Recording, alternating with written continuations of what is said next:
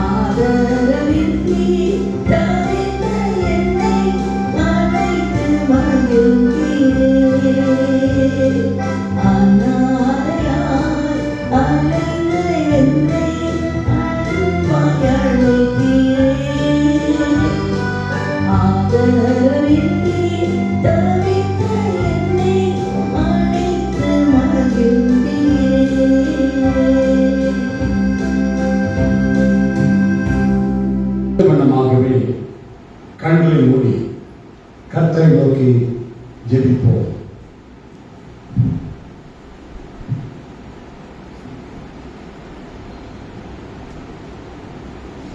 அன்புள்ள ஆண்டவரே, பரிசுத்த பிதாவே, ஸ்தோத்திரம். ஆண்டவரே ஸ்தோத்திரம். ராஜாதி ராஜாவே, கர்த்தாதி கர்த்தாவே, தேவாதி தேவனே, எங்கள் பரம தகப்பனே, உங்களுக்கு கோடான கோடி ஸ்தோத்திரங்களை ஏறெடுக்கிறோம்.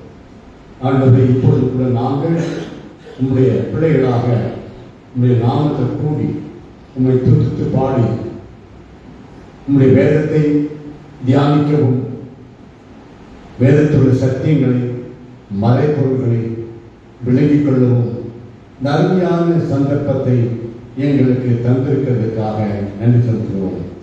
ஆண்டவரே, இப்போது கூட நீர் பேசும் அப்பா, நாங்கள் கேட்கிறோம். நாங்கள் பேசுகிற சத்தத்தை நாங்கள் கேட்க, ஆண்டவரே, நீ பேசுகிற சத்தத்தை நாங்கள் கேட்க, ஆண்டவரே, எங்களுக்கு உதவி செய்யும். இந்த நேரத்தை எங்களுக்கு ஆசீர்வாதமாக மாற்றித்தாரும், மோட்சம் மாற்றித்தாரும். இயேசுவின் இனி நாமத்திலே கெஞ்சி கேட்டுக்கொள்கிறோம் அன்புள்ள பிதாவே, ஆமென். இந்த 2025 வருஷத்தின் லெந்து நாட்களிலே இயேசுவின் சோதனை என்பதை குறித்து நாம் தியானித்துக் கொண்டு வருகிறோம். கடந்த வருடம் மலைமேல் ஏறும் அனுபவம் என்பதை குறித்து தியானித்தோம். இன்றைக்கு இந்த நாட்களிலே இயேசுவின் சோதனை குறித்து நாம் தியானித்துக் கொண்டு வருகிறோம். ஒவ்வொரு நாளும் ஒவ்வொரு தலைப்பிலே அதை நாம் தியானித்துக் கொண்டு வருகிறோம். முதல் நாளிலே அப்பொழுது என்ற வார்த்தை அடிப்படையில், அதாவது மத்தேயு 4:1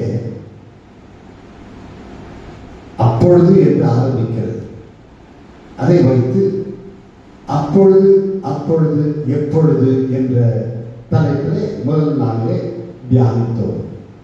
இரண்டாம் நாளிலே இயேசு என்று வருகிறது. யார் இந்த இயேசு என்ற தலைப்பிலே நாம் தியானித்தோம்.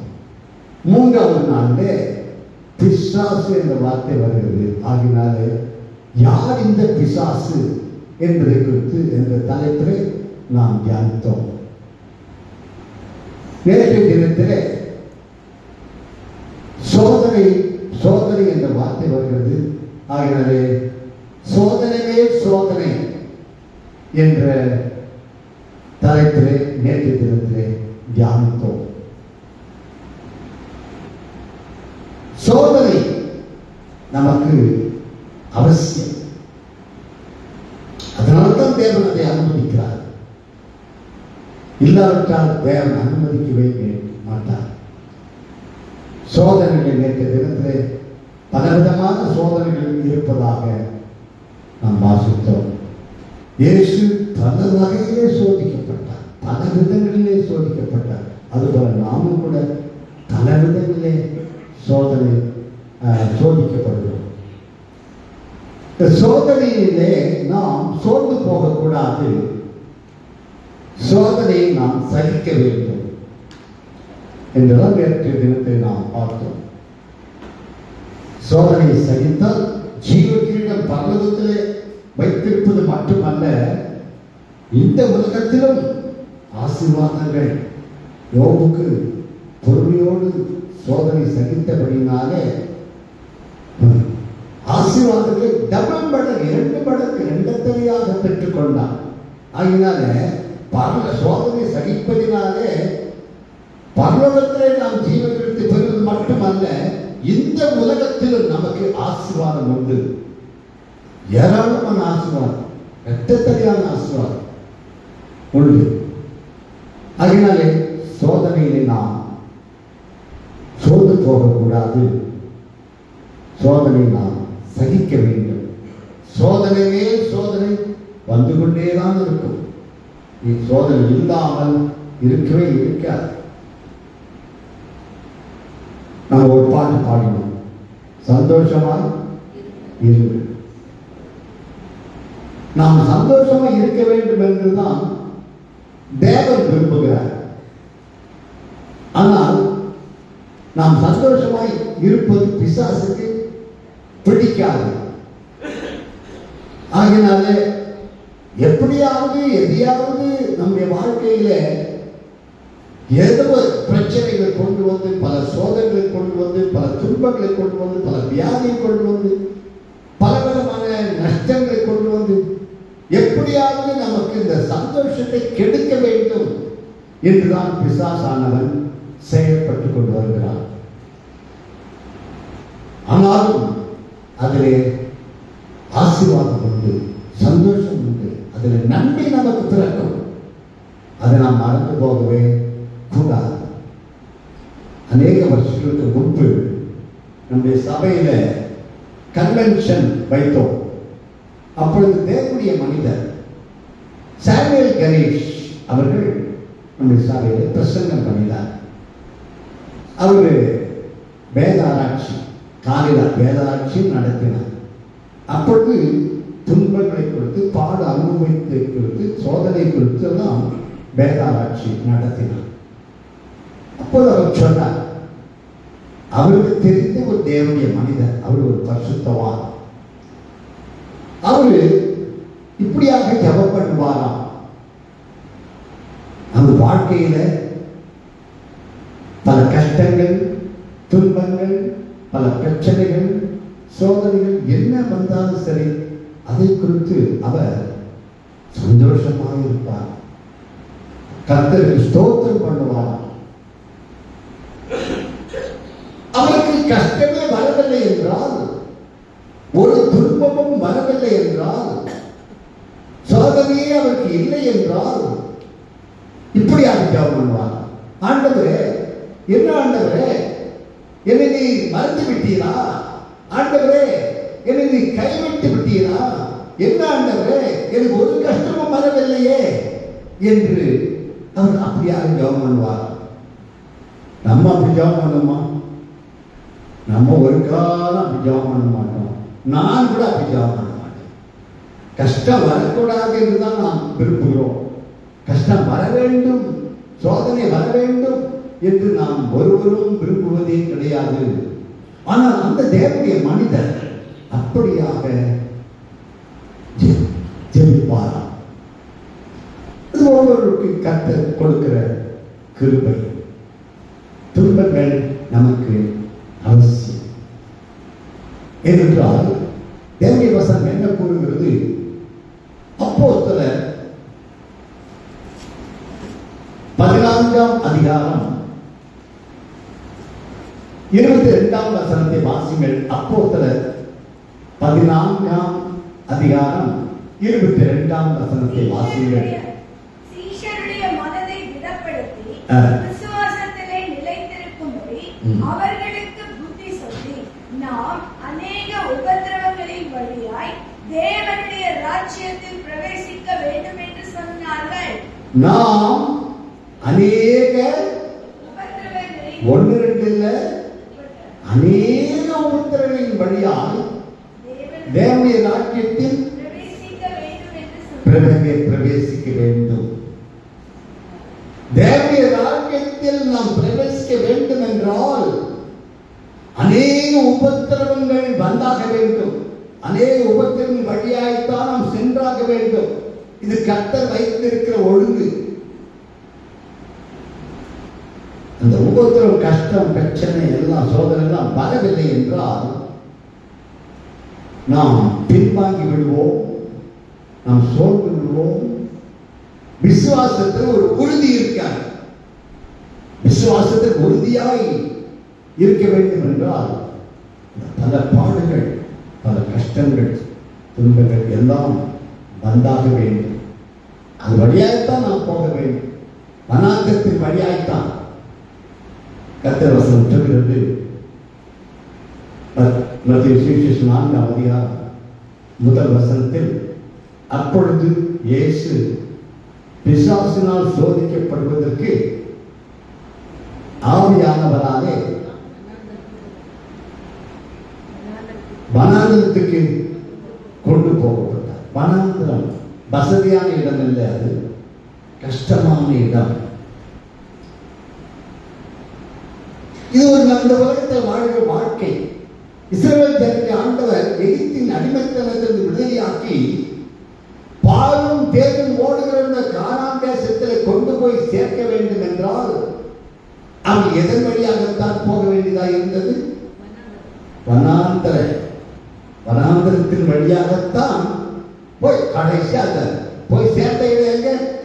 பாலும் தேனும் ஓடுகிற அந்த ஆசீர்வாதமான அந்த தேசத்துக்கு போய் சேர வேண்டும் என்றால் அந்த வனாந்தரத்தின் வழியாகத்தான் போக வேண்டியது அவசியமாய். அதாவது நம்ம உலகத்திலே இந்த உலக வாழ்க்கையே ஒரு வனாந்தர வாழ்க்கை. இந்த உலக வாழ்க்கை ஒரு பாடுகள் நிறைந்த ஒரு வாழ்க்கை. இந்த உலகத்தில் யாரும் கஷ்டம் இல்லாமல் வாழவே முடியாது. பல பாடுகள், பல துன்பங்கள், பல வியாதிகள், பல எதிர்ப்புகள், பலவிதமான சோதனைகள் எல்லாம் அனுபவித்துத்தான் ஆக வேண்டும். வேற வழியே கிடையாது.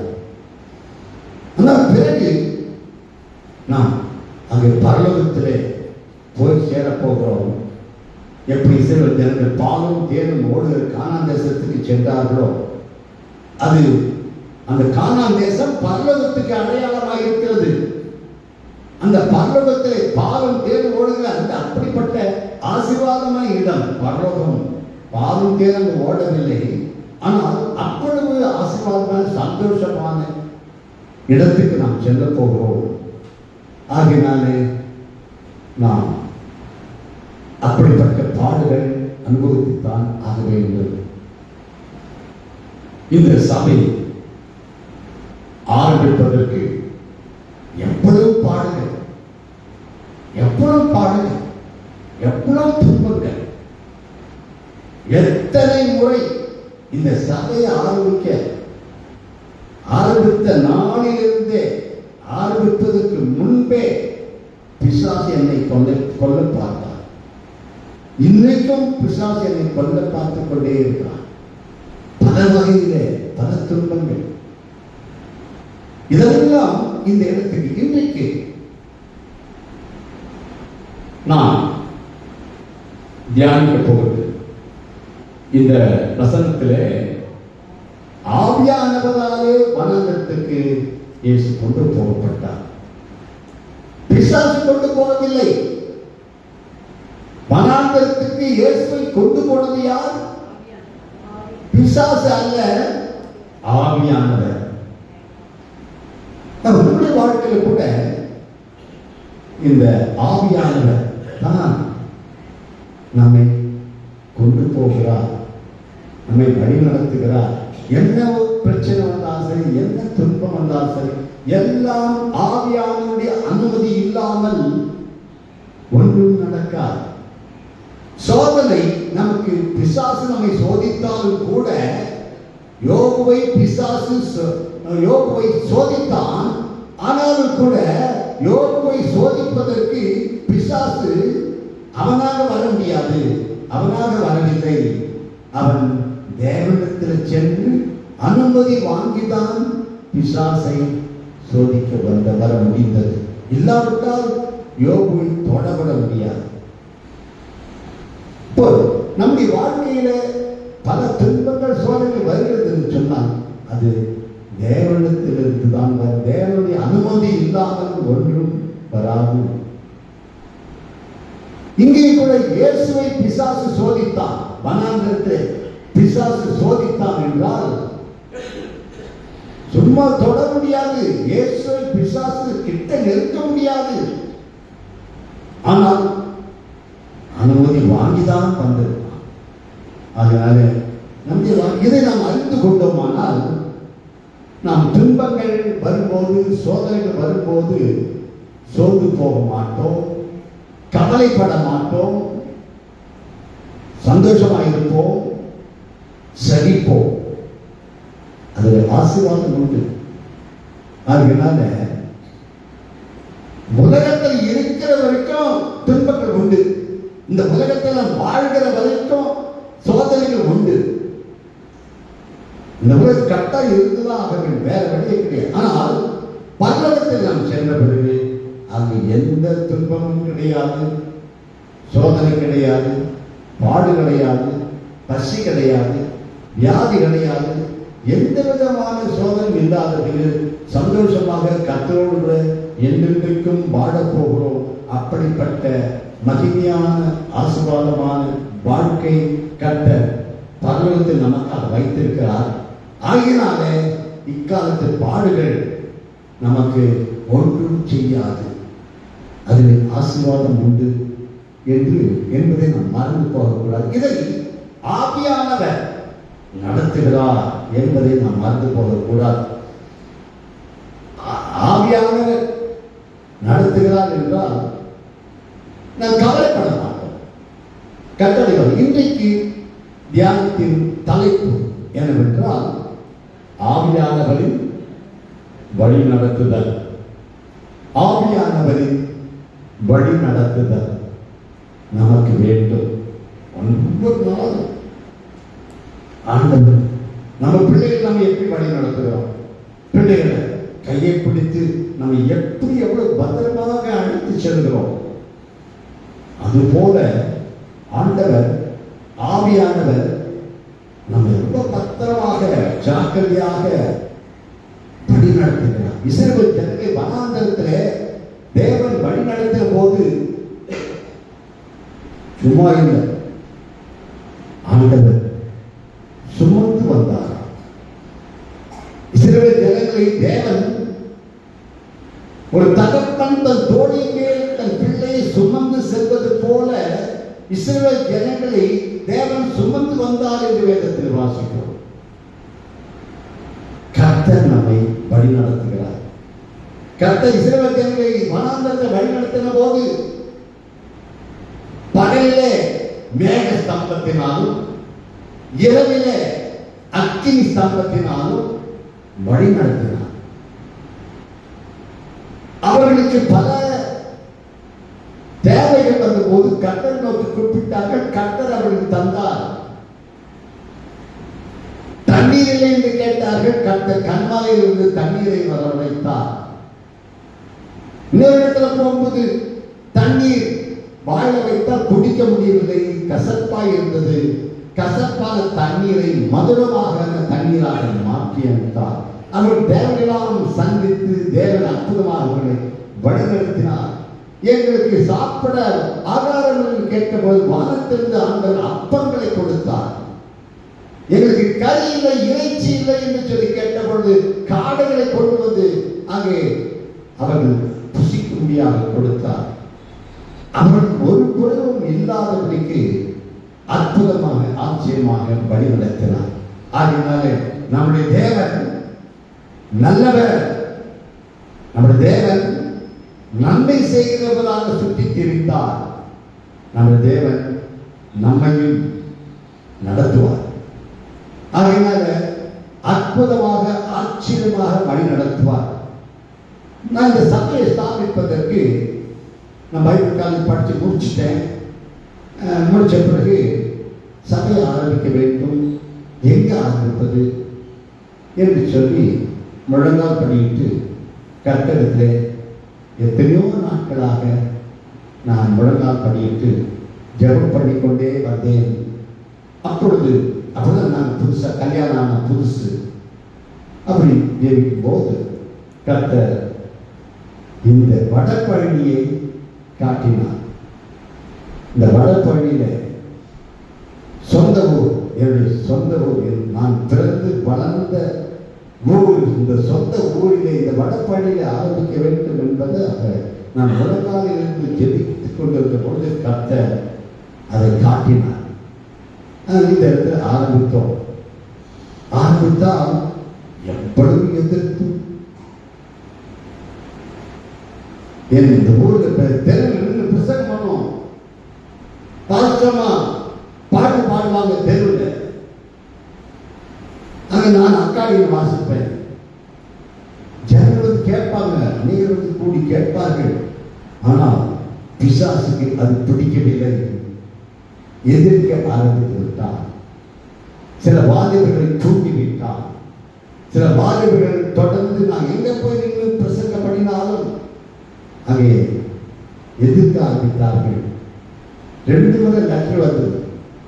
லெட்டர் எனக்கு எழுதி அனுப்பினார். இந்த பகுதியிலே நீங்க இயேசுவை பற்றி சொன்னால் உன்னை கொல்ல போகிறோம், உன்னை கொன்று உன் ரத்தத்தை குடிக்க போகிறோம் என்ற அந்த லெட்டர் 2 முறை வந்தது. ஆண்டவருக்கு நான் ஜெபம் பண்ணினேன். 2 மாதத்துல அந்த லெட்டர் எழுதுவது சேர்த்துட்டான். என்னை எதிர்த்த அந்த வாலிபர்கள் என்னை எதிர்ப்பது அவர்களுக்கு ஒரு பயம் வந்துவிட்டது, நிறுத்திவிட்டார்கள். கர்த்தர் நம்மோடு கூட இருக்கிறார்.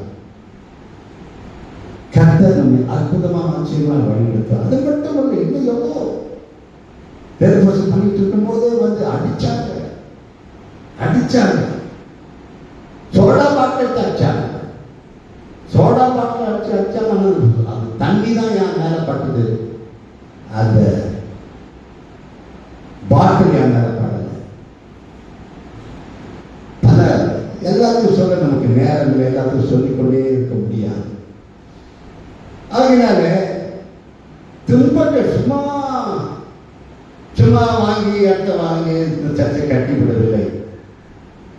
ஆண்டவர் இந்த சபையை ஆக்கியதற்கு நாம் ஜெபம் பண்ணிவிட்டு சைக்கிளில் போய் கொண்டிருந்தேன். சைக்கிள் அப்படி வரும்போது அந்த பாண்டவன் கால் கங்கை மருத்துவருக்கு பின்னாடி அங்கே போனான். பாண்டவன் கால் பண்டேபாய் கிட்ட அங்கே வந்து ஒரு கார்னர் அப்படி நிறுத்தி சைக்கிளை நிறுத்தி இங்கே எங்காவது வீடு கிடைக்குமா, வாடகைக்கு எடுப்பதற்காக கிடைக்குமா, இந்த சைக்கிள் நிறுத்திட்டு சும்மா எங்க பார்த்து கொண்டே இருந்தேன். மாடியிலிருந்து ஒரு அம்மா, ஒரு செட்டியார் அம்மா, அந்த அம்மா பார்த்து என்ன பார்க்குறீங்க கேட்டாங்க. நான் ஒரு வீடு வேணும் எனக்கு,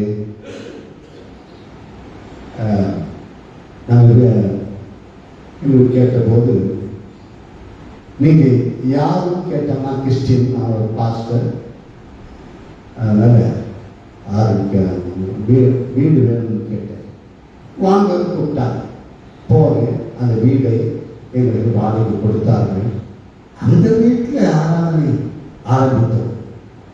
திருப்பிரசத்தில் ஒப்பு கொடுத்த சில மக்களுக்கு நம்ம வீட்டு அட்ரஸை கொடுத்து எங்கள் வீட்டுக்கு வாங்க என்று சொன்னோம். ஒரு 12 பேர் வந்தாங்க. 1978 வருஷம் டிசம்பர் மாதம் 10ஆம் தேதி 12 பேர் வந்தார்கள். அந்த 12 பேரை வைத்து அந்த வீட்டிலே நம்முடைய கல்வாரி பேப்டிஸ்ட் திருச்சபை ஆரம்பித்தோம். நாங்கள் பேண்டெல்லாம் அடிப்போம், பாட்டெல்லாம் பாடுவோம், சத்தமாக போடுவோம். எதிர்த்து பக்கத்தில் இருந்த பிராமணர்களும் எல்லாரும் எதிர்த்தாங்க. வீடுகள்லாம் எதிர்த்தாங்க. இங்கே சர்ச்சை நடத்தக்கூடாது என்று சொல்லி எதிர்த்தாங்க. ஹவுஸ் ஓனர் செட்டியாராமன் போய் சொன்னாங்க, இவங்களை காலி பண்ணணும், வேண்டாம். அவங்க தான் அங்கம்மா சொல்லிட்டாங்க. அவங்க இயேசுவை பற்றி கூப்பிடுறாங்க, கொஞ்ச நேரம் பாடுறாங்க, முடிச்சுட்டு போயிடறாங்க. அவங்களால எந்த பிரச்சனையும் இல்லை, எங்களுக்கு பிரச்சனை இல்லை, யாருக்கு பிரச்சனை இல்லை சொல்லிட்டாங்க. அவ்வளோதான், ஒன்றும் பண்ண முடியல. இப்படி தொடர்ந்து எல்லாத்தையும் சொல்ல நமக்கு நேரம் இல்லை. பல பிரச்சனை, பல துன்பங்கள், பல சோதனைகள், பல எதிர்ப்புகள். எப்படியாவது என்னை தொலைத்து கட்டிவிட வேண்டும் என்று அப்போது மட்டும் இல்லை, இன்றைக்கும் எத்தனை ஆபத்துகள், எத்தனையோ பேர் செத்து இருக்கணும். ஹார்ட் அட்டாக் வந்து நெஞ்ச பிறந்துட்டான், செத்து இருக்கணும்.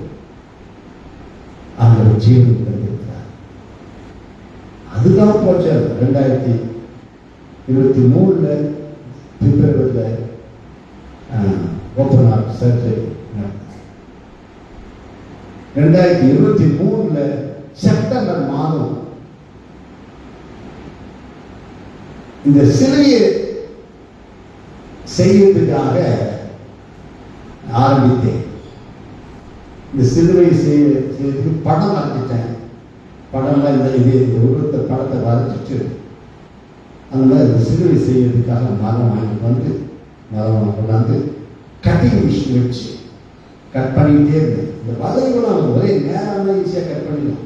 வளைவுலாம் வருகிறது. அந்த வளைவுலாம் வளைச்சி பண்ணும்போது இந்த ஹை ஸ்பீட் அந்த மிஷின் ஓடுது. அந்த ஸ்பீட் அப்படியே மரத்தை சிக்கி அப்படியே தூக்கி அடிச்சு இந்த கண்ணு கிட்ட ஆரம்பித்து இந்த அப்படியே உதடு 2ஆ போயிடுச்சு. இந்த உதடு கீழ் உதடு இது 2ஆ போயிடுச்சு. 7 பல்லு போயிடுச்சு. நாக்கு 2 துண்டாயிடுச்சு. பாம்பு நாக்கு. ரத்தம் ஊற்றுது. எவ்வளவு அழுத்து நிறுத்தினாலும் நிக்கல ரத்தம். எப்படியோ சார் அது சுருக்கமாக சொல்லிவிடுது. அவ்வளவுதான் போச்சு. இனிமேல் நாம் பிரசங்கம் பண்ண முடியாது, பேசவே முடியாது என்று நினைத்தேன். கர்த்தர் ரத்தம் போய்கொண்டே இருக்கிறது. ரத்தம் எல்லாம் போயிடுச்சுன்னா அவ்வளவுதான், வீரம் போயிடும். ஆனால் கர்த்தர் பாதுகாத்தார். அதுக்கு பிறகு 2024 டிசம்பர் இந்த ஜனவரி மாதம் 1ஆம் தேதி நம்ம சபையில பிரசங்கம் பண்ணிட்டு வெளியே வந்தேன். ஒண்ணுக்கு வருவேன். ஒண்ணுக்கு நிறைய ஒண்ணுக்கு வர மாதிரி இருக்குது. ஆனா போனா ஒரு சொத்து கூட வரல. இன்னும் போச்சு. சரி நான் ஹாஸ்பிட்டலுக்கு போனா அவங்க அதை ஆப்ரேஷன் பண்ணி அது பண்ணி அது கட்டு சரியாச்சு. இப்படி மறுபடியும் இந்த முறை கூட போன மாதத்தில் அங்க இதுல பெரவள்ளூர் நம்ம கிளை சாலை அது ஜன்னல் கதவு ஜன்னல் கண்ணாடி உடஞ்சி போச்சு. அதில் அந்த இதுதான் அந்த ரீப்பர்லாம் எடுத்துட்டு வேற கண்ணாடி போடுறதுக்கு கார்பெண்டர் வர சொல்லியிருந்தேன். கார்பெண்டர் வரல. என்னடா இது வரலையே, சரி நம்மளாவது செக் பண்ணுவோம். அதே மாதிரி கட்டிங் மிஷின் வச்சு அந்த ரீப்பர் எடுக்கிறதுக்காக அதை பண்ணேன். நெஞ்சில இன்னும் கொஞ்சம் துணி இருக்குது, இன்னும் கொஞ்சம் ஆகலை. அது ஒரு 17 போட்டாங்க. இன்னும் வேகமாக அடிச்சு செத்துக்க வேண்டிய ஒவ்வொரு முறையும் சாக வேண்டிய நிலைமை தான். பிசாசுடைய நோக்கம் என்னை இந்த ஊழியத்தை செய்யாதபடிக்கு சாகடிக்க வேண்டும் என்பதுதான் பிசாசுடைய நோக்கம். ஆனால் கர்த்தருடைய நோக்கம் என்னை பாதுகாத்து இந்த ஊழியத்தை தொடர்ந்து கர்த்தர் எனக்கு கொடுத்திருக்கிற தரிசனம் இந்தியா முழுவதிலும் 1000 சபையை ஸ்தாபிக்க வேண்டும் என்று கர்த்தர் கொடுத்த அந்த தரிசனத்தை நான் நிறைவேற்ற வேண்டும் என்பதுதான் தேவனுடைய சித்தம். அதுக்காக தான் உயிரோடு வச்சிருக்கேன். ஆகினால ஆவியானவருடைய வழி நடத்துதல் நமக்கு இருக்கிறது. இந்த சபையை நடத்துவதற்கு கிளை சபையை ஆரம்பிப்பதற்கு பணம் தேவைப்பட்டது. என்ன செய்யுதுன்னு சொல்லி யோசிச்சு கொள்வது. ஒரு அமெரிக்கா என்ன போனா ஏதாவது கொஞ்சம் பணம் சம்பாதித்து வந்து சபைகளை ஸ்தாபிக்க முடியும். நம்ம மக்கள் கொடுக்கிற பணத்தை வைத்து நம்ம ஒன்றும் செய்ய முடியாது என்று சொல்லி ஜெயித்து முடித்தேன். ஒரு பாஸ்டர் வந்தார். அந்த பாஸ்டர் எப்போ மாதம் வருவாரு. அவருக்கு அவர் ஏழை பாஸ்டர், அவருக்கு நம்ம ஏதாவது காணிக்கை கொடுத்து அனுப்புவோம். அவர் சொன்னார், பாஸ்டர் அமெரிக்கா போயிருக்கீங்களான்னு கேட்டார். இல்லைங்க பாஸ்டர், போகலாம்னு இருக்கு, எனக்கு வழி தெரியலன்னு சொன்னார். அப்போ அவர் வழி காட்டினார். அமெரிக்கா போக முடியும். இப்பொழுது கர்த்தருடைய கிருபையினால 139 சபைகள் ஸ்தாபிக்க முடிந்தது. 139 சபைகளில் 20 சர்ச் பில்டிங் கட்டி இருக்கிறோம். இன்னும் அநேக சபைகள் அங்கே வாடகை இடத்திலும் குடிசைகளிலும் சில சபை மரத்தடிகளுடன் நடக்கிறது. ஒவ்வொருவராக சபைகளை கட்டிக் கொள்ளும். ஆகினால கர்த்தருக்காக நாம் ஊழியம் செய்யும் போது, கர்த்தருக்காக நாம் உழைக்கும் போது, கர்த்தருக்காக நாம் வாழும் போது இந்த உலகத்தில் உபத்திரவம். ஆனால் ஆவியானவர் நம்ம நடத்துகிறார். கர்த்தர் வசனம் என்ன கூறுகிறது? ரோமர் 8:14 ரோமர் 8:14 வசனம் என்ன கூறுகிறது? எவர்கள் தேவனுடைய ஆவியினாலே நடத்தப்படுகிறார்களோ அவர்கள் தேவனுடைய புத்திரராக இருக்கிறார்கள். நாம் யார்? தேவனுடைய புத்திரர். ஆகினாலே தேவன் நம்மை நடத்துகிறார். எவர்கள் தேவனுடைய ஆவியினாலே நடத்தப்படுகிறார்களோ அவர்கள் தேவனுடைய புத்திரராக இருக்கிறார்கள். தேவனுடைய பிள்ளைகள் அத்தனை பேரையும் தேவன் நடத்துகிறார். தேவ ஆவியானவர் நடத்துகிறார். உலகத்திற்கு மற்றவர்களை ஆண்டவர் நடத்துவது கிடையாது. அவருடைய பிள்ளைகளைத்தான் அவர் நடத்துவார். ஆகினாலே நாம் தேவனுடைய பிள்ளைகளாக இருக்கிறபடி ஆகினால் நம்மை கர்த்தர் நடத்துகிறார். மறந்து போகவே கூடாது. கர்த்தர் என் கூட இருக்கிறார், கர்த்தர் என்னை நடத்துகிறார். அந்த உணர்வு, அந்த விசுவாசம் நமக்கு எப்போதும் இருந்து கொண்டே இருக்க வேண்டும். ஏதோ என்னமோ நடக்கிறது என்ற நினைக்க கூடாது. கர்த்தர் நம்மோடு கூட இருக்கு. கர்த்தர் சொன்னார், நான் உலகத்தின் கடைசி பரியந்தம் உங்களுடனே கூட இருக்கிறேன், முடிவு பரியந்தம் உன்னோடு இருக்கிறேன். இருப்பேன் என்று சொல்லவில்லை, இருக்கிறேன். எங்க 2-3 பேர் என்னுடைய நாமத்தினாலே கூடி இருக்கிறார்கள் அவர்கள் மத்தியிலே இருப்பேன் என்றல்ல, இருக்கிறேன். நாம் அவருடைய பிள்ளைகளோடு கூடவே இருக்கிறோம். நம்ம பிள்ளைகளை நம்ம கூடவே வைத்துக் கொள்ள வேண்டும் நாம் விரும்புகிறோம் அல்லவா? நம்ம கூடவே வச்சுக்கிறோம். இல்லை தூரம் அப்படியே போட்டா ஐயா எங்க எங்க பிள்ளை காணுமே, எங்க போச்சு நம்ம தேடுகிறோம். அப்ப நம்ம பிள்ளைகள் நம்ம கூடவே நம்ம கண் பார்வையிலேயே இருக்க வேண்டும் என்று நாம் விரும்புகிறது போல தேவனும் அவருடைய பார்வையில அவர் கூடவே இருந்து அவர் நம்மை அற்புதமாக வழி நடத்த அவர் விரும்புகிறார். ஆகினாலே பரிசுத்த ஆவியானவரின் வழி நடத்துதல் நம் எல்லாருக்கும் இருக்கிறது. அதை நாம் தேட வேண்டும், அதை நாம் நாட வேண்டும். நாம் பரிசுத்த ஆவியினாலே நடத்தப்பட வேண்டும் என்றால் நாம் பரிசுத்த ஆவியினாலே நிரப்பப்பட வேண்டும். பரிசுத்த ஆவியினாலே நாம் நடத்தப்பட வேண்டும் என்றால் நாம் பரிசுத்த ஆவியினாலே நிரப்பப்பட வேண்டும். இயேசு இந்த இடத்திலே ஆவியானவராலே வனாந்தரத்துக்கு பிசாசம் சோதனைப்படுத்த கொண்டு போகப்பட்டார். இயேசு ஆவியானவராலே வழி நடத்தப்பட்டார். அப்படி என்றால் அதற்கு முன்பு இயேசு பரிசுத்த ஆவியினாலே என்ன செய்தார்? என்ன நிரப்பப்பட்டார். ஞானஸ்நானம் எடுத்தால் தேவ ஆவியானவர் புறாவை போல வந்து இயேசுவின் மேலே வந்து இறங்கினார். பரிசுத்த ஆவியினாலே இயேசு நிரப்பப்பட்டார். இயேசு கிறிஸ்து ஆவியானவரால் நடத்தப்படுவதற்கு முன்பு ஆவியானவரால் நிரப்பப்பட்டார். ஆகினாலே நிரப்பப்பட்டபடியினாலே தான் நடத்தப்பட்டார். நம்முடைய வாழ்க்கை இதே சிஸ்டம் தான். நமக்கு இதே ஒழுங்கு தான். நமக்கு ஒரு ஒழுங்கு, ஆண்டவருக்கு ஒழுங்கு அப்படி இல்லை. ஆண்டவருக்கு ஒழுங்கு, நமக்கு இன்னொரு ஒழுங்கு அப்படி இல்லை. இயேசுக்கு என்னவோ அதே தான் நமக்கு. இயேசு எப்படி ஆவியானவரால் நடத்தப்படுவதற்கு முன்பாக பரிசுத்த ஆவியினால் அவர் நிரப்பப்பட்டாரோ அதே போல நாமும் கூட பரிசுத்த ஆவியினாலே நிரப்பப்பட வேண்டும். என்னையோ ஒரு நாள் நிரப்பப்பட்டேன் என்று சொல்லிக்கொண்டே இருக்கக்கூடாது. ஒவ்வொரு நாளும் பரிசுத்த ஆவியினால் நிரப்பப்பட வேண்டும். ஒவ்வொரு நாளும் தினமும் திரும்ப திரும்ப நாம் பரிசுத்த ஆவியினாலே நிரப்பப்பட்டுக் கொண்டே இருக்க வேண்டும். பெட்ரோல் போட்டால் வண்டி ஓடும். என்னைக்கோ பெட்ரோல் போட்டேன் என்று சொன்னா இன்னைக்கு ஓடுமா? ஓடாது.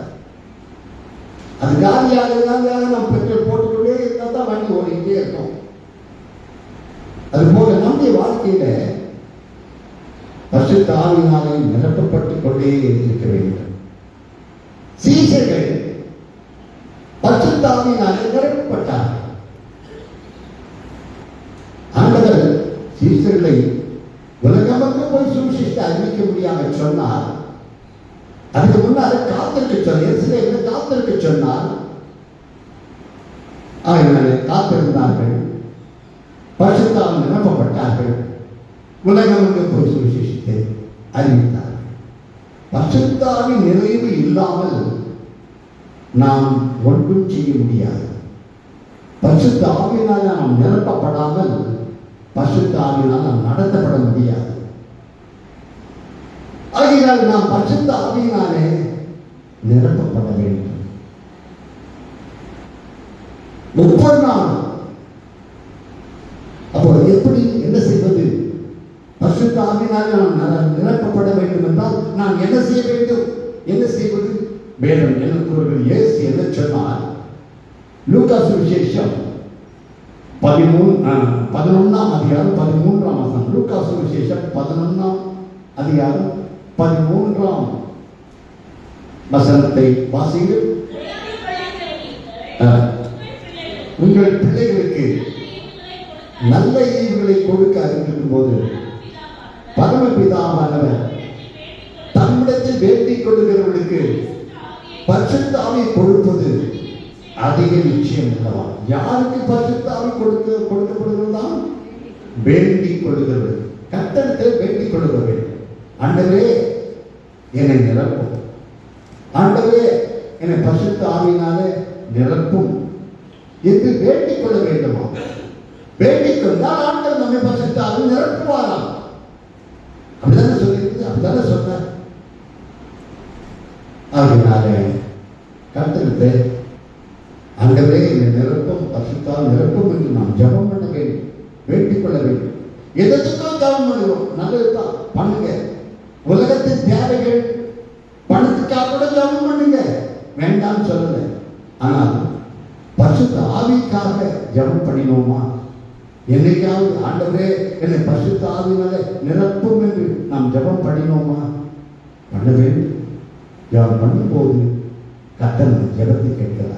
பொல்லாதவர்களாகி நீங்கள் உங்கள் பிள்ளைகளுக்கு நல்ல ஈவுகளை கொடுக்க அறிந்திருக்கும் போது பரமபிதாவானவர் தம்மிடத்தில் வேண்டிக் கொள்ளுவர்களுக்கு பரிசுத்த ஆவியை கொடுப்பது அதிக நிச்சயம்.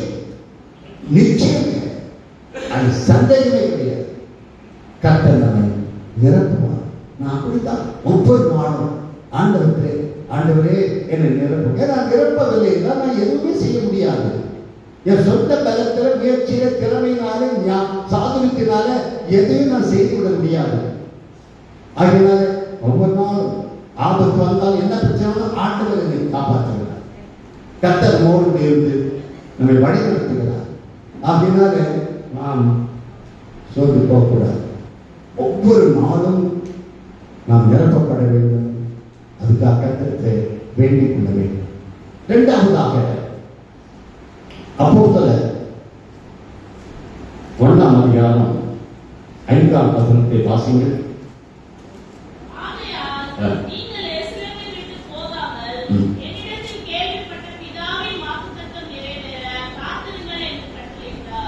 காத்திருங்கள். பரிசுத்த ஆவி நீங்கள் உன்னதத்திலிருந்து பலனால் கற்பிக்கப்படும் வரைக்கும் எருசலேமிலே காத்திருங்கள். ஆண்டவர் காத்திருக்க சொன்னார். அவர் சொன்னபடியே சீஷர்கள் அப்போஸ்தலர்கள் காத்திருந்தார்கள். பரிசுத்த ஆவியினாலே நிரப்பப்பட்டார்கள். காத்திருக்க வேண்டும், மணிக்கணக்காக காத்திருக்க வேண்டும். அதை விட என்ன வேற வேலை? காத்திருக்க வேண்டும், அவசரப்படக்கூடாது. ஆண்டவரே நிரப்பும் உடனே டக்குன்னு அப்படி இல்லை, டக்குன்னு நிரப்ப மாட்டார். ஆண்டவர் பாதத்தில் மணிக்கணக்காக காத்திருக்க வேண்டும். நம் நேரத்தை அதுக்கு செலவு எதற்கோ நம்ம நேரத்தை செலவிடுகிறோம். ஆகையினால முதலாவது தேவனுடைய ராஜ்யத்தையும் அவருடைய நீதியின் தேவைகள், அப்பொழுது இவைகளெல்லாம் உங்களுக்கு கூட கொடுக்கப்படும். நமக்கு என்னென்னலாம் தேவையோ கிடைக்கும், தானா கிடைக்கும். நீ முதலாவது தேவனுடைய ராஜ்யத்தையும் அப்படி நீதி தேடுங்கள். கர்த்தருக்கு அடுத்த காரியங்களுக்கு நேரத்தை செலவிடுவோம். எதற்கும் தேவையில்லாத காரியத்துக்கெல்லாம் மணிக்கணக்காக நாம் நேரங்களை செலவு பண்ணி கொண்டிருக்கிறோம். பரிசுத்த ஆவியில் நிரப்பப்படுவதற்கு நாம் நேரத்தை செலவிடுகிறோமா? ரொம்ப முக்கியமான காரியம் இது. ஆகையினால காத்திருக்கிறவர்களுக்கு பரிசுத்த ஆவி கொடுக்கப்படும். மூன்றாவதாக வாசிக்கிறோம். அப்போஸ்தலர் 5:32 வாசிங்கள். இந்த சங்கதிகளை குறித்து நாங்கள் அவருக்கு சாட்சிகளாய் இருக்கிறோம். தேவன் தமக்கு கீழ்ப்படிகிறவர்களுக்கு தந்தருளின பரிசுத்த ஆவியின் சாட்சி என்றார்கள். தேவன் பரிசுத்த ஆவியை யாருக்கு கொடுக்கிறாரா? தமக்கு கீழ்ப்படிகிறவர்களுக்கு. கர்த்தர் நம்மோடு ஒவ்வொரு நாளும் பேசுகிறார். கர்த்தர் நம்மோடு பேசும்போது கர்த்தருக்கு நாம் கீழ்ப்படிய வேண்டும். எப்படி பேசுவார்? எப்படி வேண்டும் என்றாலும் பேசுவார். யார் மூலமாவது பேசுவார். பிரசங்கத்தை கேட்கும் போது பேசுவார். பைபிள் எடுத்து வேதத்தை எடுத்து வாசிக்கும் போது பேசுவார். அங்கே கட்டளை வேதத்தை பிரியமாயிருந்து இரவு பகலும் அவர் வேதத்தில் தியானமாக இருக்க மனுஷன் பாக்கியவான் என்று வேதம் சொல்லும். அப்போ வேதத்தை இரவும் பகலும் தியானிக்க வேண்டும். அப்படி தியானிக்கும் போது கர்த்தர் நம்மோடு பேசுகிறார். நாம் எதை செய்ய வேண்டும், எப்படி செய்ய வேண்டும், நாம் எங்கே போக வேண்டும் என்றெல்லாம் கர்த்தர் நமக்கு ஆலோசனை கொடுக்கிறார். நமக்கு அவர் ஆலோசனை கர்த்தர், நம்மை வழிநடத்துகிற கர்த்தர். சும்மா வந்து சொல்ல மாட்டார் தரிசனத்துல அப்படின்னு. நீ வேதத்தை எடுத்து வாசிக்க வேண்டும். வேதம் இது தேவனுடைய வார்த்தை. வேதத்தின் மூலமாக கர்த்தர் நம்மோடு பேசுகிறார். பிள்ளைகள் மூலமாக பேசுவார், மனைவி மூலமாக பேசுவார், கணவன் மூலமாக பேசுவார், மற்றவர்கள் மூலமாக பேசுவார். குறிப்பாக விசேஷமாக வேதத்தின் மூலமாக கர்த்தர் நம்மோடு. அதனால நாம் வேதத்தை ஒவ்வொரு நாளும் மறக்காது தியானம் பண்ணி எடுத்து வாசிக்கும் போது கர்த்தர் நம்மை நிரப்புகிறார். அது கர்த்தருடைய வசனத்துக்கு வார்த்தைக்கு கீழ்ப்படியும் போது கர்த்தர் நம்மை நிரப்புகிறார். நாம் நிரப்பப்பட்டால்தான் வழிநடத்தப்படுவோம். இயேசு ஆவியானவராக வழிநடத்தப்பட்டார், வனாந்தரத்துக்கு வழிநடத்தப்பட்டார். நாம் நம்மை கூட கர்த்தர் நடத்துவார். அப்படி என்றால் நாம் நிரப்பப்பட வேண்டும். தினந்தோறும் நிரப்பப்படுவோம். கண்ணை மூடி கர்த்தரை நோக்கி ஜெபம் பண்ணுவோம். உங்களில் யாராவது ஒருவர் நம்மை ஜெபத்தில் நடத்தும்படியாக கேட்டுக்கொள்வோம். உங்களில் யாராவது ஒருவர் நம்மை ஜெபத்தில் நடத்தலாம்.